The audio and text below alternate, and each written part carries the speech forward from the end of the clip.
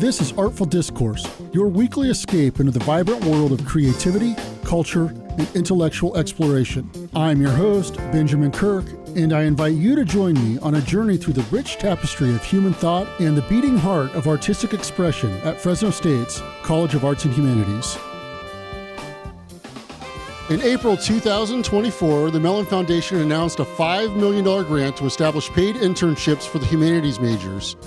With the funding, the College of Arts and Humanities has been hard at work designing, implementing internship programs that allow students to apply things they have learned in the classroom to the real world. Here to talk about the internship programs under the Mellon Foundation grant is the Dean of the College of Arts and Humanities, Dr. Chapman. Welcome. Thank you, Ben. We also have with us Gail Sherwood, Grants Officer in the Office of Research and Sponsored Programs. Hello. And Professor Betsy Hayes, and you are the Humanities Internship Coordinator for the Mellon Grant. Yes, happy to be here. Thanks, Ben. All right, welcome to everybody. So we announced this grant almost a year ago, and where are we now with it? Are the students currently in the internship programs?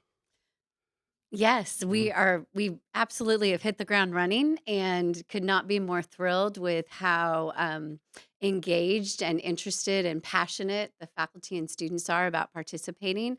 We're on our second semester of Mellon Grant students, and we had about 43 last semester, and this semester we have about 67. So we are growing already. People, they're in there. They're working for wonderful organizations here in the Valley and making wonderful experiences for their resume. I'm sorry, did you say about how many students? So we had approximately 43 in the fall and 67 this spring. Wow, so quite a bit. What are some of the internships they're in? Like, what are they doing? So they're everything from working with local nonprofit organizations that support social justice to working with smaller journalism outlets like Fresno and some of the outlying area publications. They're also working on projects with organizations like Storyland. They're doing some work with the city of Fresno regarding transportation. The spectrum is so broad, it's almost kind of impossible to categorize adequately.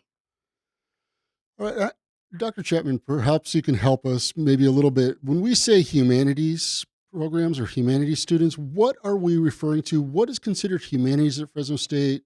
What kind of specific degrees and programs are we talking about here? That's a wonderful question, Ben, because at various universities across the country, humanities can be broadly construed, very broadly construed. Here, we articulate it as arts and humanities in a single college. Mm-hmm. Humanities themselves relate to all the ways that the human being expresses themselves through literature. And yes, at some universities you would say arts, but here it's more literature and language based and history and art history and journalism and the study of languages. It's more circumscribed here simply because we peel off arts as well in the Right. name of our college. At other universities, like the one I attended, humanities covered the arts because they're part of human expression. How do we explore what it means to be a human being through all types of expression, which of course would include the visual and performing arts? However, here we divide them, which is interesting Right. as a philosophical question. Nevertheless, in this grant proposal coming from the Andrew W. Mellon Foundation, I realized from my own experience at Stanford that Mellon fellows who came to the department I was in were specifically oriented towards the more tightly circumscribed humanities disciplines, Right. languages, literatures, history, cultural studies, more circumscribed, not the visual and performing arts. And so that's where the definition of humanities came in my mind. It's the written word, it's Mhm. the reading of of texts and understanding them as products of humanity and trying to interpret them in new ways, and also, by extension, producing art from that study. And so, S- where specifically this grant, where are we seeing those funds? Because this is a huge grant that It, goes. it is a huge grant. And when the Mellon Foundation reached out to Fresno State in late spring of 2022, they presented it as a humanities internship program opportunity. Mhm. And when I met with them on Zoom the first time in later July of 2022, they explained that it was for the humanities Yeah. and that they wanted to know what disciplines were in our college, and they wanted to understand how that would translate to an internship program. And I explained that we had some internship classes that already existed, such as the philosophy departments, for instance, but that other departments lacked a regular offering of an internship class, or it was offered, but only one student would sign up each semester. So, what we were trying to do was arrive at a definition of what types of departments it would be based on our particular situation at Fresno State. They were clear that when I articulated our humanities disciplines more tightly conceived as the literature and culture and history oriented Mhm. type disciplines, that was how they saw it also. Yeah. And they were not at all pushing back at the idea that it didn't automatically include the arts. But it should be said that this semester alone, we have students in an art class who are in the internship program. Why? Because they're reimagining Storyland, Mhm. which is about stories, i.e., narrative, and they're coming up with new artistic representations of story, reconceived. That's a beautiful mashup of the arts and humanities in one, and it totally applies to this internship program. And those students will be paid interns at the end of the semester. They will be paid for this work. So, and I actually have this question on here, so I'm going to check this question off my list. But we talk about the broader impact of the community, and you brought up Storyland, which is, you know, just a classic Fresno thing. It's been around It, for a long time, but it's been struggling in recent years. So, how are our students involved in kind of reimagining that? well, they're helping reimagine how that is presented to the community at Storyland. And Storyland is, in fact, doing much better right now than Playland, according to recent stories and that we've had in the press. And it's it's important to note that this outreach came from Storyland vis-a-vis Professor Durrett, and they worked together to come up with a plan for how these students would re-envision the presentation. The other thing to note is that besides Storyland, there is the Fresno Fairgrounds exhibits of Mm. culture, including the Italian cultural exhibit at the Fresno Fairground. We have over around 10 students who are there. 4 did it last semester. About 10 are doing it this semester, and they are interning there at the fairground, helping that cultural exhibit reach an even wider audience with more robust materials. All right. So, this question is kind of for everybody. I kind of want to get everybody's input on this. Why are internships important? Specifically, why are humanities internships important? The lie out there is that the humanities do not prepare you for a career, and that is simply untrue. Studies show that eventually a humanist will end up with a better position in a company in the long run. They start at a lower salary originally, but they will eventually end up doing quite well in a company. It's getting a job. And right now, with AI being used to rake through CVs and resumes to see what are the key words, they need to see employment. And a paid internship is far more powerful than an unpaid internship. And that is why Mellon focused on paid internship for humanists, the ones who are deemed least useful in the corporate world up front. And that way, students can actually get their foot in the door right out of their undergraduate degree instead of going off into other types of work that may not lead to promotions and leadership positions within companies as quickly. They see the problem of the national narrative about the uselessness of the humanities, which couldn't be more untrue. In an age in which everybody is talking about artificial intelligence, we need the humanists to think critically and articulate why human beings matter, why you need humans overseeing the machine, not the other way around. Hmm. That's what humanists do best. And the journalists are trained to think critically about real time events and how to interpret them day by day.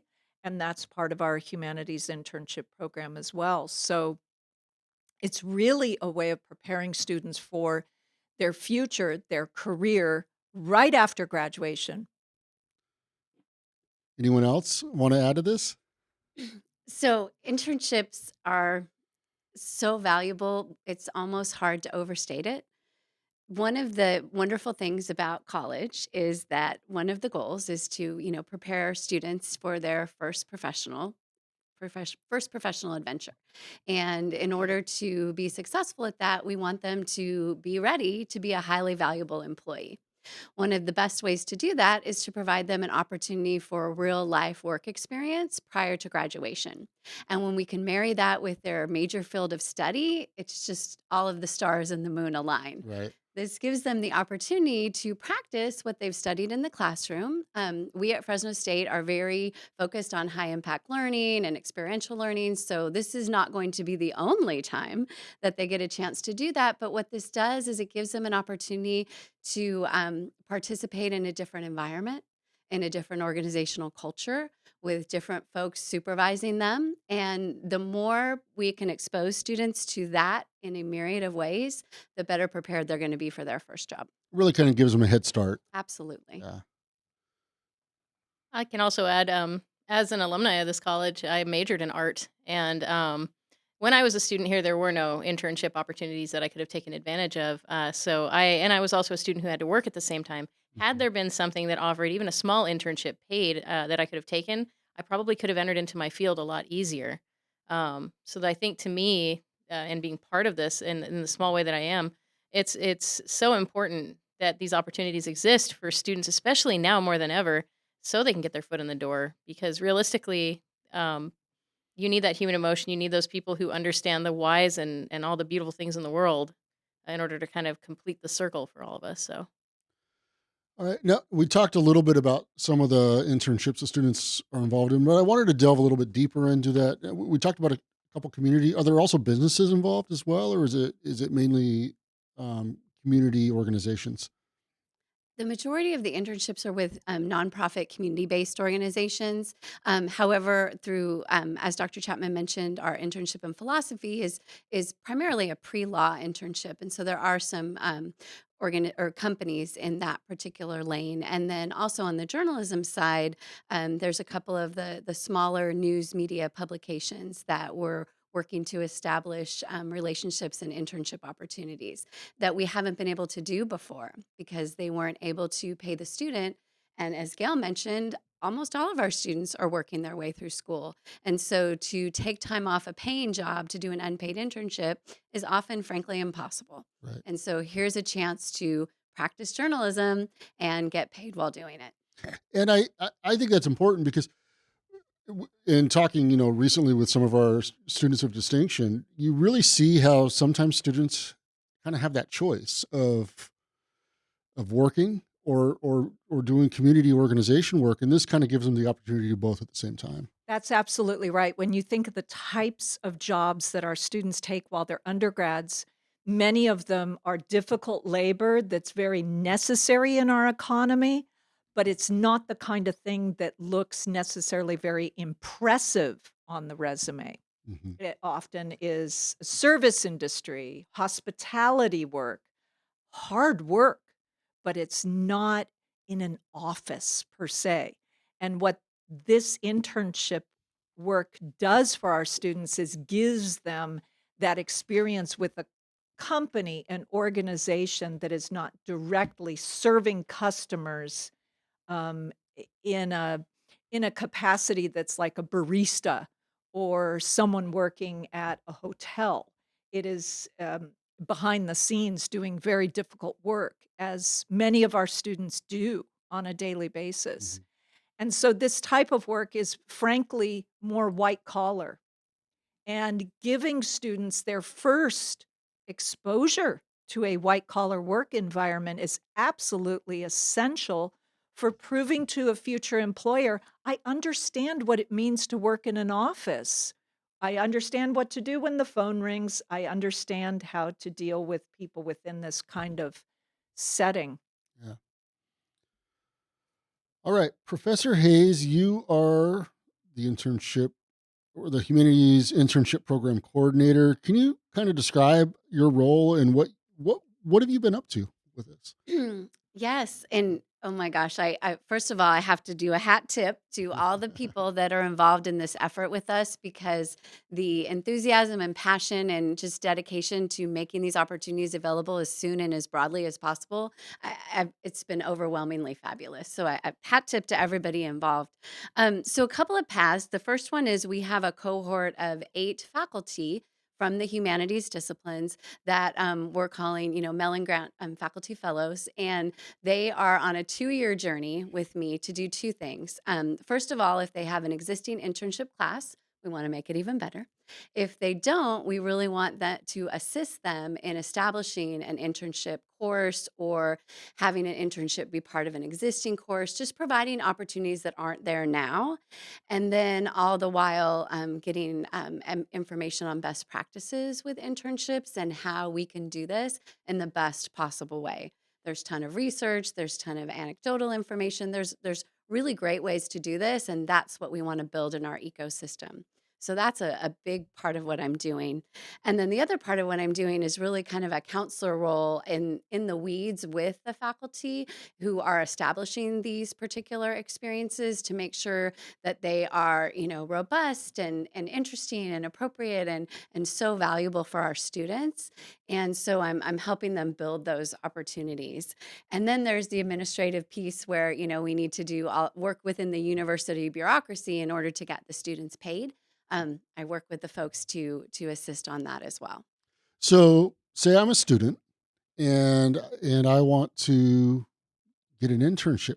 How do I go about doing that? Do I just sign up for the course and then I'm matched up? Do I need to go out and find somebody to be an intern? How does it work?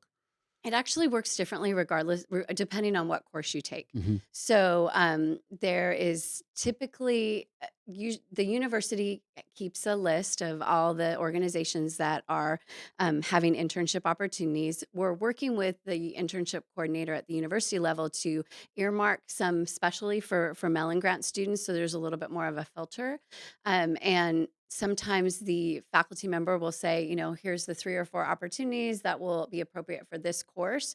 Where do you want to go? And then sometimes the opportunities are far more broad, and the student can have a larger group to select from. And then sometimes there is the opportunity for students to co-create the opportunities with the faculty. So all of the above, I guess, is the answer. Right, but I think for me, like if I was a student looking to get an internship, I'd be a little scared. Like, what do I have to do? How do I get hooked up with that? And I think it's nice that you have that list. You're able to kind of connect people and get the dots rolling. But it's in the course schedule waiting for them. If Right. the course is listed as an I course, an internship course, they will sign up for it if they know from their advising sessions with faculty that this exists, and there will be more robust communications within the majors that are appropriate for this internship program, that such a thing exists, and it will become frankly more competitive because you have to cap the number of students that are in an internship Right. class. So as the program evolves and grows, the communications will grow as well to meet the demand. because students need this opportunity and they need to talk to their faculty about what would work best for them in which semester as well. They should be doing this before spring of their senior year, Yeah. ideally in their junior year, so they get a sense of what it feels like, and then they can continue on in planning their future. So it sounds like talking to your faculty advisor is a great place to start. Essential, Yeah. absolutely essential. And otherwise, keeping an eye for communications from the university because there are other internship opportunities as well on campus, including service learning courses that are actually feel like an internship and can be placed on a resume in a certain respect. So there are many different avenues to preparing for your future life Hmm. as a student at Fresno State, and this is one of them. It just happens to be extraordinarily well funded with $5 million, thanks to the Office of Sponsored Research and Programs, which Gail Sherwood represents here. And she was absolutely essential for the success of this grant proposal because when Mellon approached me about this opportunity, I needed to partner with the experts in OSRP with Gail Sherwood because you have to write a successful grant proposal. Gail read multiple drafts. She provided essential guidance about the content. And when it comes time to build the budget, when you submit your grant proposal, the budget's everything because you can have many pretty words on the page, but if your budget is bonkers, it will not fly and they will not fund it. So, Gail, you are the grants officer in the Office of Research and Sponsor Programs. I know you serve an important role at the university securing funding, but I just kind of want to break it down and break it down for so our audience understands as well. Can you describe what you do and the services you provide? Sure. Well, I'm actually one of 4 contracts and grants officers here at Fresno State, and our role is kind of plentiful. And to start, the main obligation that we have to the university is to ensure that anything externally funded is reviewed by our office, just to sort of go through the risk management side of things, make sure everything's copacetic. There's no Dr. Frankenstein stuff going on here, basically. Yeah. On top of that, we do proposal developments. We assist in helping faculty with defining better what their ideas are in terms of grant funding, what they're looking for, finding sponsors to a certain degree. We assist with that. That we provide them with access to software that they can use to do funding searches. I assist with budget justifications, writing budgets. A lot of the time, a little bit of everything. So we function like I say we function like a junk drawer in the kitchen, which may not be the best analogy for this, but if you think about it, the junk drawer has all the useful stuff in it. So that's what I do in a nutshell. All right. That's an interesting way to put it. It's a weird way to put it, but yeah. So I understand that this grant was the single largest gift the College of Arts and Humanities has ever received. That's correct. And so how did we learn about it and what was involved in applying for it? They reached out to us as a campus, and I had a conversation with them and then several more conversations with them. But soon after the first meeting, Gail Sherwood became involved in that grant proposal process. And as she said before, no Dr. Frankenstein. Her budgeting is essential. Her guidance about how you set up the grant proposal to be successful, the deliverables, and she's an expert in this, and when she gets involved, things go so well. All right. So how long is this program intended to last? 20 years. If and there were caveats in the application. Mm-hmm. If the state of California raises minimum wage sky high, it will exhaust the funds. If the program is incredibly popular, which it appears to be, the funds will be spent down more quickly. If the legislature changes things altogether to the point where they legislate this type of grant out of existence, making internships, for instance, illegal for some reason, Mm-hmm. that those would be the only real reasons we would not make it to 20 years. But they were very excited to see that we weren't trying to spend it all at once because we wanted long-term impact and we wanted generations of students to enjoy this opportunity. And we promised that over time we would write more grants to other organizations, if not them again, to find more funding because it's essential that the university continue to find resources for these opportunities. And that was my understanding when I first heard about it too, was that there was plans to kind of continue the funding into the future beyond that 20 years or beyond if it got spent up early. Absolutely, because everyone across campus knows the impact of internships, and they've ramped it up. When Professor Hayes, Betsy, was over in student affairs helping with leading internships in school year 23-24, that was really the first paid internship program on our campus, and it lasted 1 year. And it will be revived. It's continuing in a different guise under a different format. But basically, everybody realized by 2023 that the way to go was paid internships. And then Mellon came to us out of the blue. It was completely remarkable that it dovetailed so beautifully with the campus's vision. All right. Is there anything I missed? Anything anybody would like to add? Yes, we have a culminating experience that is going to happen on an annual basis as part of this program that we're very excited about. It's called the Humanities Internship Showcase, and it's going to be an opportunity for students to put together a poster with reflections and learnings and next steps based on their internship and be part of a public forum where they have the opportunity to talk to fellow students, parents of students, faculty, community members, and share about what they've learned and what they're going to be doing next. So that's going to happen every May. So our inaugural one is coming up very soon, and we're really excited to get the students all in the room so they can network with each other and with us. So do we have a date for this yet? We do. It's going to be May 8th, 10 a.m. to 11:30.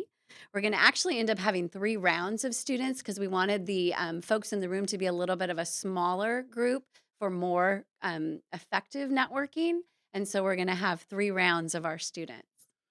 All right. And what's the name of the event? It's the Humanities Internship Showcase. All right. The Humanities Internship Showcase. Oh, RSU 207. RSU 207. And we will have all of this for podcast listeners. We'll have all of this in our show notes for you. All right. Anything else? Just thanks to both of these fine colleagues. Professor Hayes and Gail Sherwood are remarkable human beings who made this possible. All right. Well, the Mellon Foundation was established in 1969. It is the nation's largest supporter of the humanities.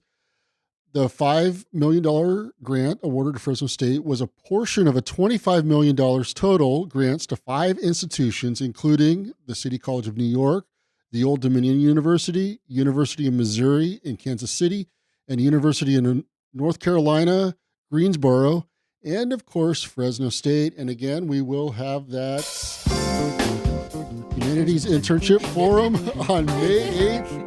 From 10 a.m. to 11:30 a.m. in RSU 207. 207. Thank you so much. Artful Discourse is a production of the College of Arts and Humanities at California State University, Fresno. The Dean is Dr. Honora Chapman. This program is written, directed, and produced by me, Benjamin Kirk, the college's communication specialist. The theme song for Artful Discourse is Maiden Voyage by Fresno State music professor Benjamin Boone from his album, Joy. More information about his music can be found at benjaminboone.com. Special thanks to KFSR and FSR Underground General Manager Julie Lindahl for making this show possible. You can learn more about the College of Arts and Humanities and find an archive of our shows at our website, cah.fresnostate.edu, or on our blog, fresnostatecah.com.